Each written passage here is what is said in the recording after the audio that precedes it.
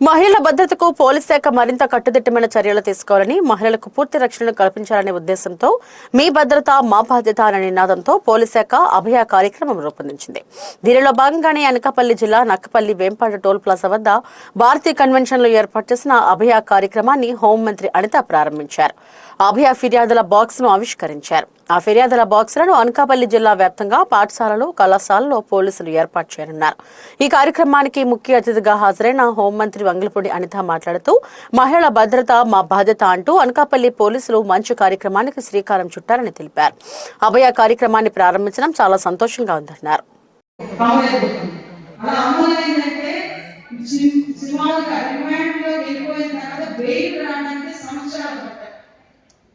అలాంటి పోక్సో కేసులు ఈ రోజు చాలా పెద్ద కేసులు, చాలా చట్టాలు చాలా కఠినంగా చాలా మంది ఏమనుకుంటారంటే ఈ రోజున కాకపోతే ఎప్పుడు చేస్తాంలే ఎంజాయ్ ఇలా మాట్లాడాలి ఒకటే జీవితం అని.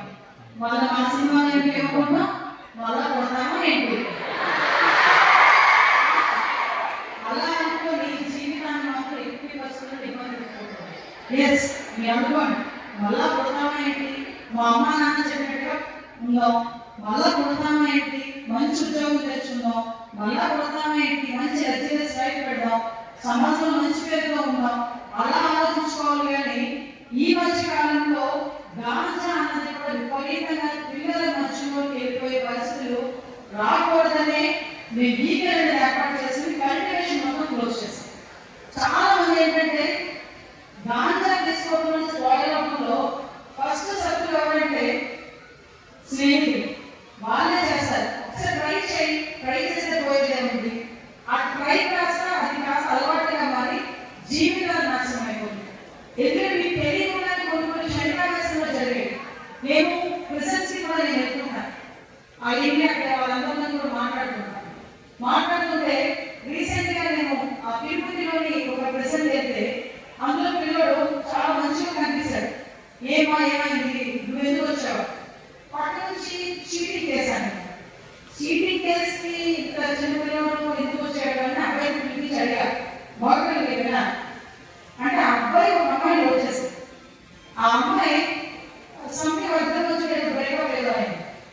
ఆ అమ్మాయి సూసైడ్ చేసుకున్న అమ్మాయి ఎంతో పేరు రాసి ఆ అమ్మాయికి 18 లక్షల రూపాయలు ప్యాకేజ్ అవుతాయి, ఆ అబ్బాయికి 20 లక్షలు ప్యాకేజ్ అవుతాయి. ఆ అమ్మాయి చనిపోయింది, ఎంతో జైల్లో ఉంది. నేనేమంటానంటే జీవితాన్ని చిన్నగా తేలికగా తీసుకోకండి. నేను ఒక్కడే చెప్పగలను, ఇందాక చెప్పినట్టు మళ్ళా కొడతామేంటి, మేడం చెప్పినట్టు ఒక్కడే జీవితం.